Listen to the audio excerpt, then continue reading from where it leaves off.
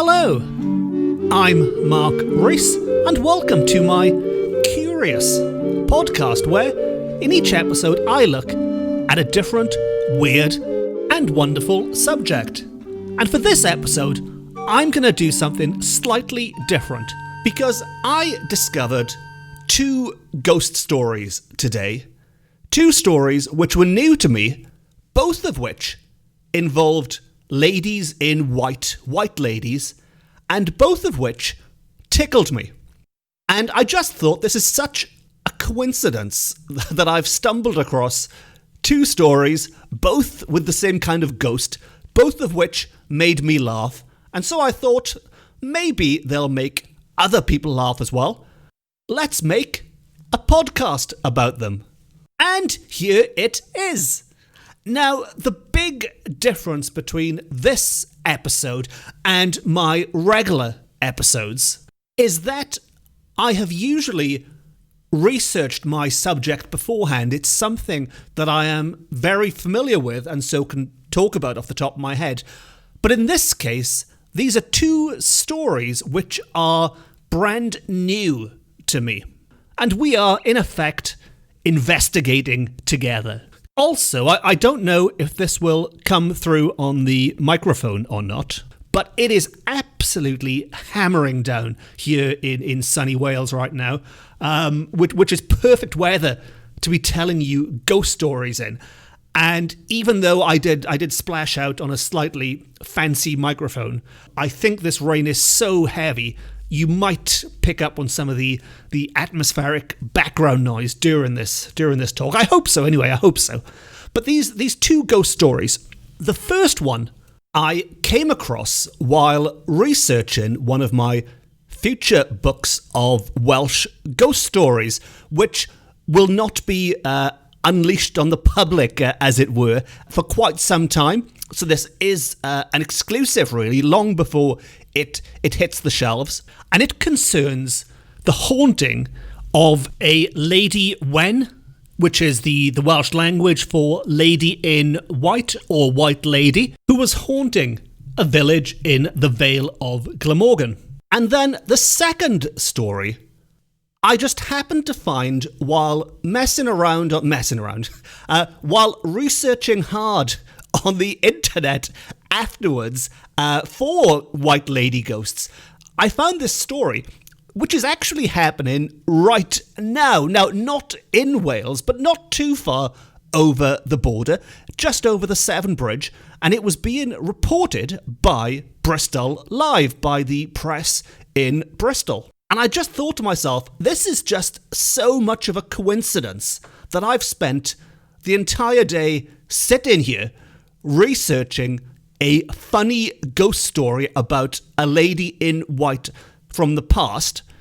And there's another funny ghost story about a lady in white actually taking place right now in the present day, just a couple of hours down the road from me. Although I should stress that while the old story has been wrapped up and does have what I consider to be a funny ending, the current story is still ongoing, does involve, according to those investigating it, nasty evil spirits, and so maybe this modern day story isn't so much of a laughing matter after all. But I'll let you, dear listener, decide for yourself how funny, how spine-chilling, how terrifying these 2 real-life ghost stories really are for yourselves. And I'll start in the present day by reading to you the headline published on that story by Bristol Live. Couple say there's a ghost swearing at people at Somerset beauty spot. Yes, a couple claim that there is a ghost swearing at people at a Somerset beauty spot. And it's not only the Bristol Post who claim this. This is a story which has been repeated in the national press. It's some of the red top papers as well. I think some of the television stations have now picked up on it. But tracing it back, it looks to me like this either originated with the local press or it was a syndicated story that has been sent out. And in this article on Bristol Live, it is claimed that ghostbusters have been called because a potty-mouthed spook, said to be a woman in white, is telling people to, and I'm not going to swear here, because I don't want to put that little red box next to my podcast saying there's explicit whatever it is in it. So I'll simply do what the newspaper did and say that this ghost is telling people to F asterisk asterisk asterisk off. Whatever could that mean? And the locals say this ghost is haunting an area known as Dead Woman's Ditch, which I confess I have never heard of before. The first time I came across this name was in this article, and it does sound like a suitably eerie name for somewhere for a white lady to be haunting, but at the same time, according to this newspaper report at least, it is so named because a real-life murder did take place there. A woman was killed by her husband, and if this is true, then I do find that quite a deeply insensitive name for the place. I mean, usually when places get these kind of names, it's more of an urban myth, more of a legend than anything in reality. But in this case, it does appear that a woman's body was indeed discovered there in 1789. Again, this isn't something I have researched myself. I'm taking the newspaper's word for this, but this is what is in the article.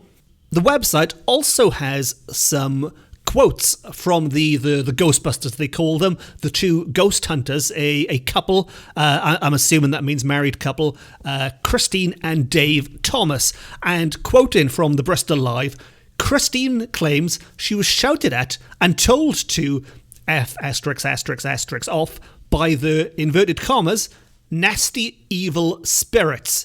And she also says that her and her husband Dave picked up on a voice before being rudely told to leave. I mean, the F asterisk asterisk asterisk is quite rude, isn't it, in itself?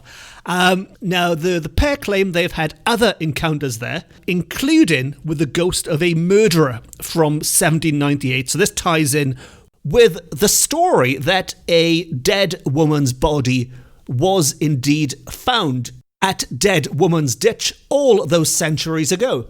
Although weirdly, it's the murderer and not the person who's been murdered there who is communicating. But Dave says there is definitely something there. My wife has experienced it for a long time. There are two types of voices. There's the residual memories being replayed, which people pick up on without being able to communicate with.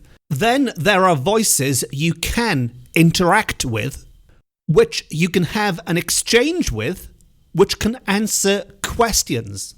So Dave is clearly somebody who knows his stuff. He seems very knowledgeable about the terminology to use when describing these experiences. You might say it's slightly too technical for the average non-specialist reader. And so just to sort of strip that down slightly, what he's saying is that there are two kinds of ghosts he believes at this spot. One of which we cannot interact with because it just replays itself over and over and over like a videotape might do. Videotape. Showing my age there. Like one of those newfangled DVDs might do. You could watch it again and again and again. But it's just replaying itself over and over and over. And there is nothing you can do to interact or to distract or to disturb or get in the way in any way, shape or form. But the other type is the kind of ghost who does have its own mind, who is aware of what's going on possibly, and so we could interact with it, is the gist of it. Now, Dave goes on to explain that we mentioned earlier about them being nasty, evil spirits. Well, they're not all nasty, evil spirits necessarily, but some of them can be. And not everyone is aware of the ghosts. You could pop along and quite happily enjoy your day and have no idea these ghostly things are there. But those who could be aware of these ghostly presences there, those who might see one or notice one or feel one, maybe even be able to communicate with one, are those with, and inverted commas again here for a direct quote, but those who have weaker barriers than others are more likely to come across one. Now, we are drifting back into ghost hunting terminology there, but the gist of that is the stronger your barrier is, the less likely you are to be able to interact with the white lady or whatever else it is that is said to be haunting this area. And that is the story of the potty-mouthed spook, the woman in white who tells people to F*** off in Somerset. And being a contemporary news report, I mean, this has happened in the last day or so, I imagine we'll have some more updates on this very soon. But now we are going to hop into our cars, drive back over the Severn estuary without paying any toll fees on the way because they've all gone, and head back to Wales. But not just to modern-day Wales. We're going to head back in time to Edwardian Wales, to the Welsh lady in white. Or one of the Welsh ladies in white, I should say. There are many, many, many ladies in whites out there, and I imagine a lot of them are going to crop up on this podcast in the months and years and centuries to come. And this story is far from being a contemporary tale. This one, I imagine, we will not be getting any updates about anytime soon. It's a story which was new to me until I went hunting for it, and it takes place well over 100 years ago. So while the last one is bang up to date, this is quite the opposite. Now, it takes place in the good old days in Llantrithid in the Vale of Glamorgan. And now, by good old days, this story was published in 1915. It was told by a Mr. John Morgan, and Mr. John Morgan claimed this, inverted commas again, amusing ghost story took place in his father's days. So 1915, Father's Days, we're looking at sort of the middle of the 19th century, maybe, sort of 1850s to 1900s. But certainly before 1915. And this was back at a time when Mr. John Morgan says the people of Llantrithid were very superstitious. And this is important because by the end of this story, they will no longer be very superstitious. And this ghost was known, certainly by the Welsh speakers, as Lady Wen, Lady Wen, the lady in white, or the white lady. Lady being lady, of course, and Wen being Welsh for white. And she would masquerade around the grounds of Llantrithid Old Place on fine, breezy nights. Now, the ruins are still there to this day. I don't think the word old is there anymore. I think it's just Llantrithid Place nowadays. But these remains are certainly there. These ruins of a 16th century manor house.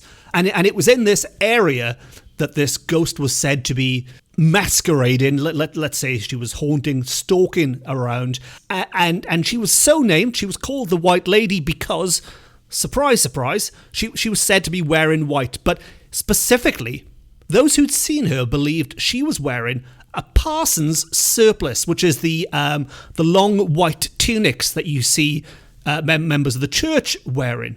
Now, as a result of this, the locals were too nervous to walk past after dark, except for one brave soul, that is. And it is thanks to this man that we have this story today.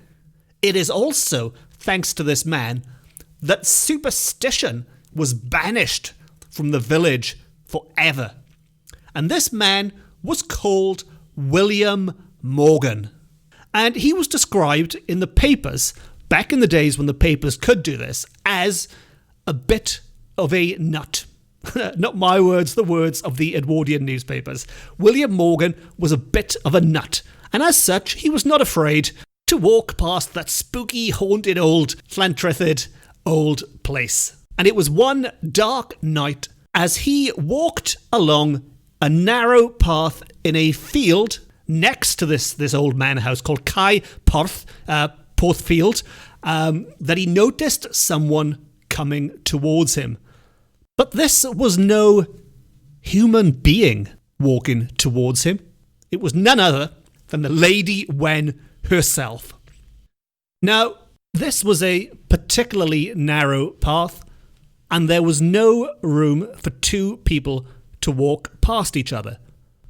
One of them would have to concede and move from the path to let the other one walk by. Now, Will could see this was a lady in white, yet he can't have had a gentlemanly bone in his body because he was not going to budge for anyone, living or otherwise. And to quote the newspaper again, according to Mr. John Morgan, Will said to himself, how he knew what Will was thinking in his head, I do not know, but Will said to himself, come you, my lady, you shall knock me over before I will flinch or get off the pathway for you. As I said, a total gentleman. And he becomes even less of a gentleman very soon. So they got closer and closer until, with neither of them willing to budge, they were going to bang into each other. Unless, of course, this ghost was made of something more ectoplasmic, maybe, and would pass straight through.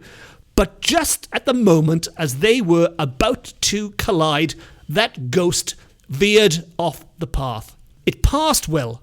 Will turned round, and with that, the ghost began to run. Slightly strange activity for a ghost, granted, but that ghost ran, and Will gave chase. He ran as fast as he could after that ghost, and upon catching it, and just to reiterate, Will was not a gentleman in any shape or form. He, and I'm going to start quoting again here, inverted commas, overpowered her, threw her down, and gave her such a drubbing that she never forgot it. Close quote. Now, most people, when they got close to the ghost, lost their nerve and ran away. But not Will. He held his ground, and as a result, he had a very good close-up look at that ghost's face. He might have been a bit of a nut, but in this case, he realised that this was no lady. This was no ghost. As he walked past, he recognised who that spirit really was. That is why it ran away. That is why he gave chase and gave it a drubbing, because he realised it was one of the locals by the name of George Williams. It was a young man, not a woman. And the reason it looked like he was wearing the white clothing of the church was because his father was the pastor, Reverend George Williams, and that's exactly what he was wearing. He was dressed in his father's vestments. Will had put an end to the ghost terrorising the village. And later that night, and I really like this part of the story because having just disproved this ghost and taken all of the magic out of the story, as it were, it is now re-enchanted slightly with a dose of folklore added to it. And so later that night, when he arrived home at his cottage, he lit a large candle. Now that candle is supposed to have driven all the superstition away from Llantrythid. Not only had Will busted the ghost, he had also banished all superstitious nonsense from the village. And nobody seemingly picked up on the irony of the fact that Will had banished superstition by using superstition. But anyway, there you go. And as a final eerie little footnote to the tale, I mentioned very quickly that the Reverend George Williams, the father of the man impersonating a female ghost, well, he died in 1815, and according to, again, local legend, he was buried in the parish church, but he was buried at the dead of night. And after the funeral ceremony, when everyone had returned home and only the workmen remained to put that body away for eternity, a large stone fell into the vault and so spooked the workmen that they fled, thinking something evil had descended upon them. As a result, that grave was left open all night, and he was not put to rest until the sun had risen the next day. All of which brings us to the end of my second ghost story featuring a lady in white. Now, what do you think? Do you have your own ghost story about a lady in white? Do you have any idea why this ghost in Somerset is effing and blinding at people? Is this something you've heard other ghosts do? Is swearing a common thing in the afterlife? Or what about Llantrithid? Maybe you live in Llantrithid or are very familiar with Llantrithid, and are you superstitious? Or has it all been taken away from you thanks to that candle? Do you know of any sightings in and around the area? Maybe you've even seen a white lady yourself in Llantrithid. Who knows? Maybe if there's enough out there, we could make this into a regular feature. White lady swearing white ladies. Well, let's see if anyone gets back to me first. I think the chances of there being that many swearing white ladies out there are probably quite slim. But as usual, please, if you have any comments, suggestions, ideas, anything, track me down on social media. I'm quite easy to find. Just look for Mark Rees and put the word Wales in or ghosts and I'll come out on top. Drop me an email or something via the website. And of course, there's the obligatory shout out that if you have enjoyed this, please consider hitting the subscribe button. It's great for you because that way you'll never miss an episode and you'll get a pop-up thing saying listen to the new one now. And it's great for me because at least I know I'm not sitting here Billy No Mates talking to the wall. That there are people out there listening to me, so that is always great. And on that note, it just leaves me to say that the next episode we'll be getting back to some Welsh folk tales, what I think is the most famous Welsh folk tale of all, but also possibly the most misunderstood folk tale. But all will be revealed very soon in the next episode, which just leaves me to say thank you very much. Diolch yn fawr iawn. No star.